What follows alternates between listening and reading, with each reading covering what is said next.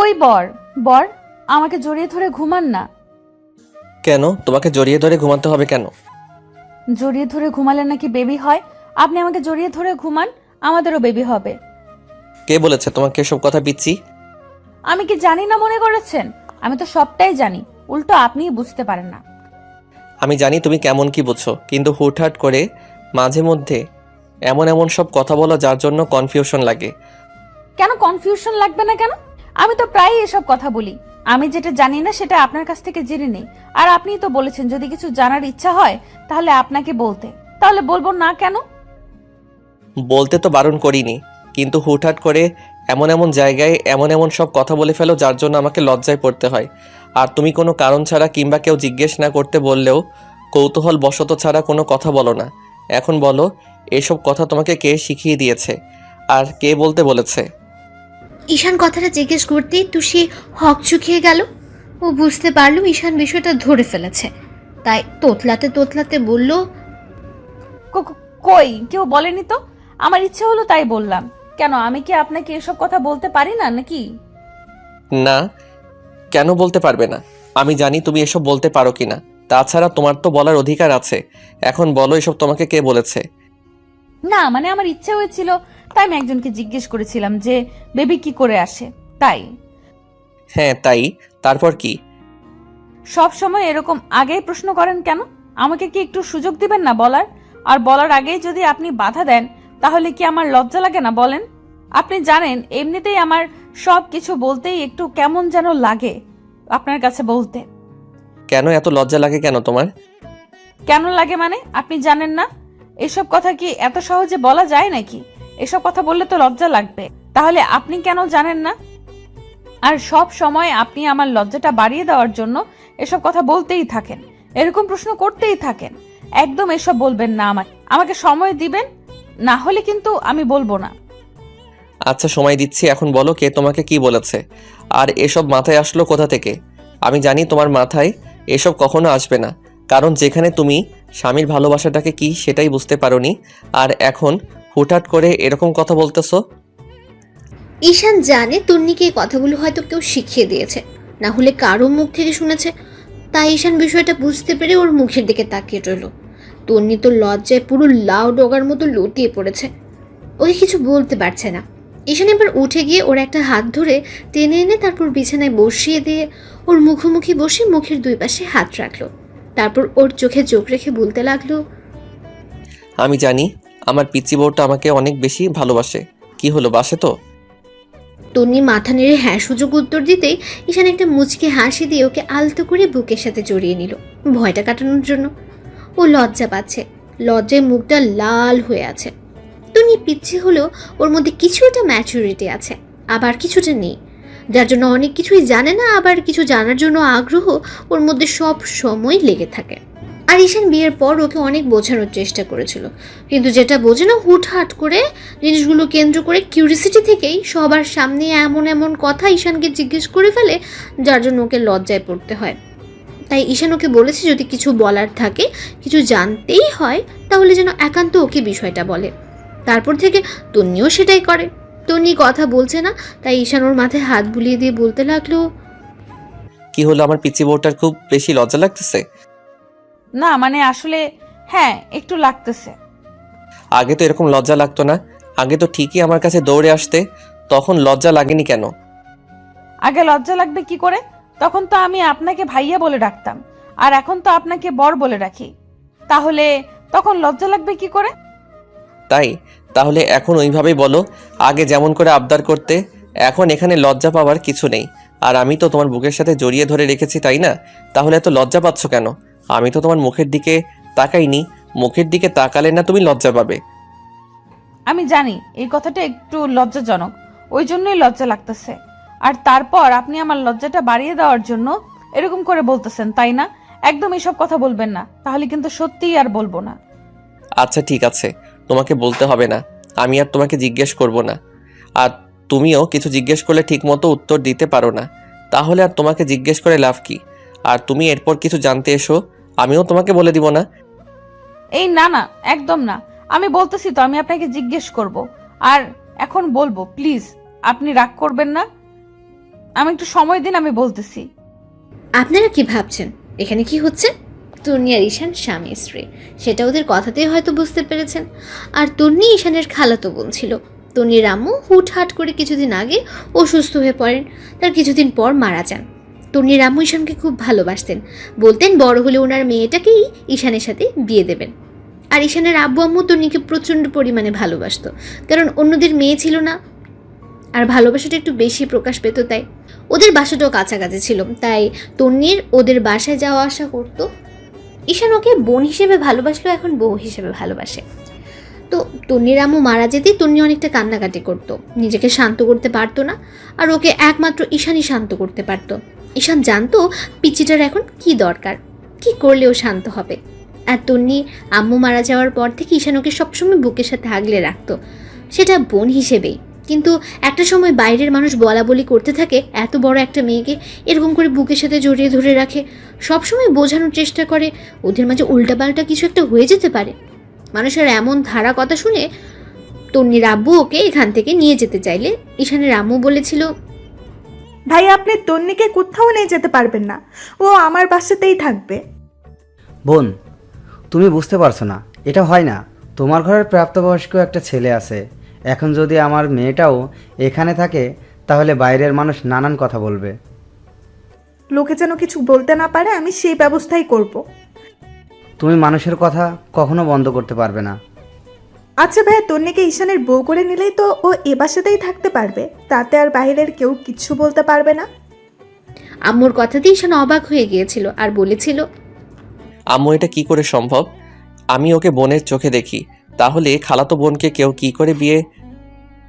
আব্বু এখন অনেক হচ্ছে খালাতো ভাই বোনের মাঝে বিয়ে, এটা অস্বাভাবিক কিছু নয়। আর তুমি যদি এখন বিয়েতে বারণ করো তাহলে তন্নির আব্বু ওকে নিয়ে যাবে, আর এই মা মরা মেয়েটা একা একা কি করে থাকবে বলো? আব্বু আমি তোমার কাছে রিকোয়েস্ট করে বলছি, প্লিজ তুমি আর অমত করো না। আম্মুর কথাটা ঈশান ফেলতে পারেনি। তার উপর তন্নির মুখের দিকে তাকিয়ে ওকে বিয়েটা করেই নিয়েছিল। বিয়ের পর একটা মাস ঈশান তন্নির কাছে আসেনি। আর ঈশানের আম্মুর থেকে পিছিটা জানতে পারে বিয়ের পর মেয়েদের স্বামীর কাছে থাকতে হয়। তখন তন্নি অনেক কান্নাকাটি করলে ঈশান ওর সাথে ব্যাটেই থাকে। ঈশান তন্নিকে বুকে নিয়ে ঘুমালেও ঈশান ওর সাথে কখনো স্বামী স্ত্রীর সম্পর্কটা স্থাপন করেনি, তাই ওদের মাঝে তেমন কোনো গভীর সম্পর্ক হয়নি। আর ঈশান তন্নিকে মাঝে বলে দিয়েছিল ওর যখন যা প্রয়োজন আর যেটা জানতে ইচ্ছে হয় সেটা যেন ঈশানকে বলে, তাই তন্নিও তেমনটাই করে, ওকে এসব বিষয় জিজ্ঞেস করে। আর আজকেও তেমনটা করলো। কিন্তু ঈশান জানে এই কথাগুলো নিজের নয়, কারো মুখ থেকে শুনেছে। তার উপর ওর মধ্যে কিউরিসিটিটা একটু বেশি, যে কথা জানে না সেটা যদি কারো মুখ থেকে শুনে তাহলে সেটা ঈশানকে জিজ্ঞেস করবে। তো তন্নি কথা বলছে না দেখে ঈশান ওর মুখটা তুললো, তারপর ওর কপালের ঠোঁটজোড়া ছোঁয়াতেই তন্নি চোখ খুলে তাকালো। তখন ঈশান বলল, কি হয়েছে এখন ঠিকঠাক করে বলতো, যদি না বলো তাহলে অনেক বেশি রাগ করব। আর রাতে কিন্তু তোমাকে বুকে নিয়ে ঘুমাবো না, সেটা কি তোমার জন্য খুব ভালো হবে? এই না না বলতেছি, আপনি খালি সব সময় আমার উপর রাগ দেখান, একটুও বোঝার চেষ্টা করতে পারেন না। আপনার পিচ্চি বউটার কষ্ট হয়। ওই জন্য পিচিটাকে সবসময় বুকে রাখতে চাই, কিন্তু তুমি এমন এমন কাজ করো মাঝে মধ্যে যার জন্য নিজের উপরই খুব রাগ হয়। তার মানে এখনো আপনার আমার উপর রাগ হইতেছে, তাই না? একদম রাগ দেখাবেন না প্লিজ, তাহলে আমি খুব কষ্ট পাবো। ওকে দেখাবো না। এখন বলো, তোমাকে এই বিষয়ে কে বলেছে? কে আবার বলবে? আম্মু বলেছে। আম্মু সকালে বলতেছিল জড়িয়ে ধরে শুলে আমাদের নাকি একটা বেবি আসবে খুব শীঘ্রই। আমি বলেছিলাম কি করে, তখন আম্মু বলেছিল আপনার কাছ থেকে আদর চাইতে হবে। তারপর আপনি আমাকে জড়িয়ে ধরে ঘুমালে, আমাকে অনেক বেশি ভালোবাসলে নাকি আমাদের একটা বেবি হবে। তাই আমার খুব জানতে ইচ্ছে করছিল জড়িয়ে ধরে শুলে নাকি বেবি হয়, তাই জিজ্ঞেস করলাম। কিন্তু আপনি বলতেছেন না। বলেন, ওই বর জড়িয়ে ধরে ঘুমালে কি সত্যিই বেবি হয়? আম্মু তোমার সাথে মজা করেছে, আর বেবি ওইভাবে হয় না, অন্য কোনোভাবে হয়। সেটা আমি তোমাকে পরে বলে দিব। এখন আর কোনো প্রশ্ন করবে না, কেমন? তোমাকে যে কাজগুলো করতে বলেছি তুমি সেটাই করবে। কি কাজ করতে বলেছিলেন বলেন তো? আমার তো মনেই থাকে না। আপনি জানেন না আমি কিছু মনে করতে পারি না, সব সময় খালি ভুলেই যাই। আপনি সহ। কিন্তু এখন আমাকে বকা দিবেন না, বলে দিন কি কাজ করতে বলেছিল আমাকে। কি আর করতে বলেছিলাম? আব্বু আম্মুর খেয়াল রাখতে বলেছিলাম, পড়ালেখাটা ঠিক মতো করতে বলেছিলাম। করতো এগুলো নাকি সবসময় শুধু টিভি দেখো আর ফাঁকিবাজি করে বেড়াও? না মানে আসলে আব্বু আম্মুর দেখাশোনাটা করি গো, কিন্তু কিন্তু কি, পড়ালেখাটা ঠিক মতো করতে পারো না তাই তো? আমি জানি তুমি একটা ফাঁকিবাজ। তোমার দ্বারা যে কি হবে সেটা আমার জানতে বাকি নেই। শেষ পর্যন্ত তোমাকে ওই বাবুর আম্মুটাই হতে হবে, তাছাড়া আর কিছু হতে পারবে না। আমি তো চাই বাবুর আম্মু হতে, আপনি কেন দিবেন না? আপনি এরকম করে বলতেছেন কেন? বাবুর আম্মু হওয়াটা কি অন্যায়?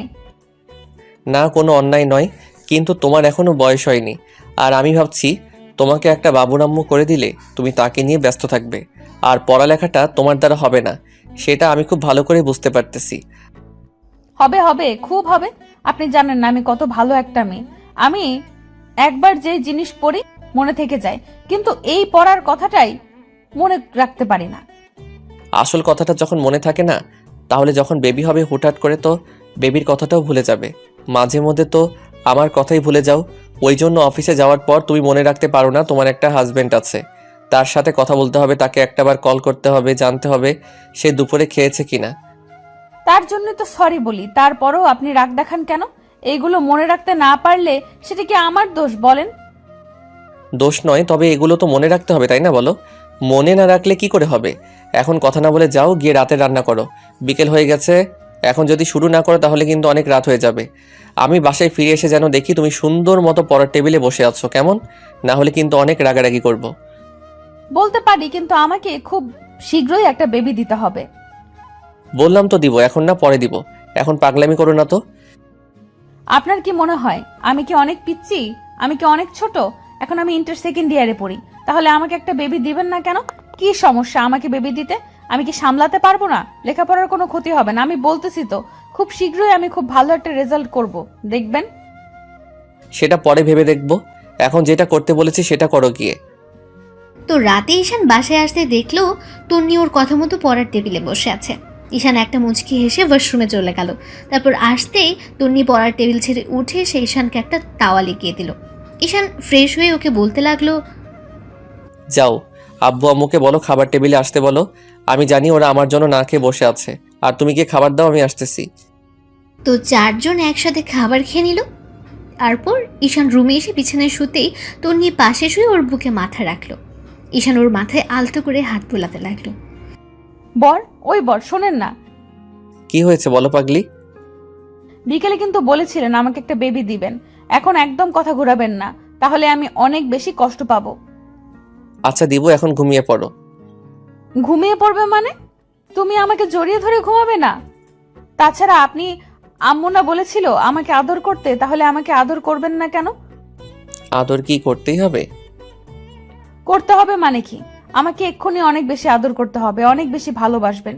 যদি না করেন তাহলে কিন্তু আমি সত্যিই কান্না করব।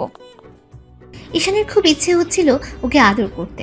ওদের বিয়ে হয়েছে প্রায় 8 মাসের মতো হয়ে গেছে। এর মাঝে একটা বার ওকে নিজের ভালোবাসার পরশগুলো দেয়নি। হ্যাঁ, ঠোঁটের স্পর্শগুলোর কপাল পর্যন্ত দিয়েছে, কিন্তু ঠোঁটে কখনো যেয়ে উঠতে পারেনি। কারণ ঈশান চায়নি ওদের মাঝে এত কিছু হোক। তো তন্নি কথাগুলো বলে ঈশানের মুখের দিকে তাকিয়ে রইল। তখন ঈশান ওর মুখের পাশে হাত রেখে ওর দিকে ঠোঁট জোড়া দখলে করে নিল। তারপর কিস করতে লাগলো। ঈশানের এরকম স্পর্শ পেতে তন্নি ওর শার্টটা খামছে ধরলো আর রেসপন্স করতে শুরু করলো।